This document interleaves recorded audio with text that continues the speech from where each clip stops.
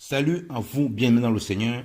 Nous vous bénissons de la part de Dieu notre Père, par Jésus-Christ, notre Seigneur, notre Sauveur, celui qui est, qui était et qui revient bientôt. La grâce vous est encore accordée de la part de Dieu notre Père et de la part de Jésus-Christ, notre Seigneur.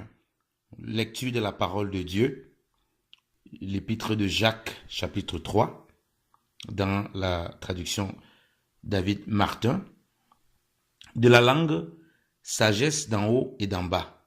Jacques chapitre 3.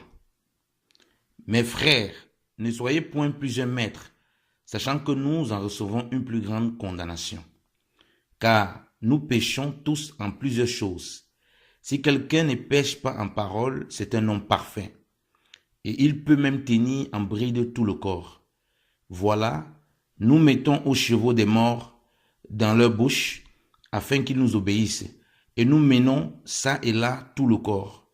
Voilà aussi les navires, quoiqu'ils soient si grands et qu'ils soient agités par la tempête, ils sont menés partout, ça et là avec un petit gouvernail, selon qu'il plaît à celui qui les gouverne. Il en est ainsi de la langue. C'est un petit membre, et cependant, elle peut se vanter de grandes choses.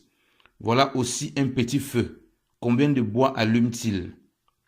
La langue aussi est un feu et un monde d'iniquité, car la langue est telle entre nos membres qu'elle souille tout le corps et enflamme tout le monde qui a été créé, étant elle-même enflammée du feu de la gêne. Car toute espèce de bête sauvage, d'oiseaux, de reptiles et de poissons de la mer, a été domptée par la nature humaine. Mais nul homme ne peut dompter la langue. C'est un mal qui ne peut se réprimer. Elle est pleine de venin mortel. Par elle, nous bénissons notre Dieu et Père, et par elle, nous maudissons les hommes faits à la ressemblance de Dieu. Du même bouche procède la bénédiction et la malédiction.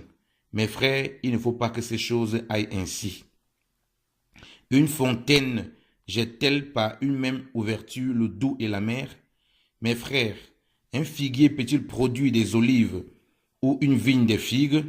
De même, aucune fontaine ne peut jeter de l'eau salée et de l'eau douce. Y a-t-il parmi vous quelque homme sage et intelligent qu'il fasse voir ses actions par une bonne conduite avec douceur et sagesse? Mais si vous avez une envie amère et de l'irritation dans vos cœurs, ne vous glorifiez point et ne mentez point en déshonorant la vérité de l'évangile.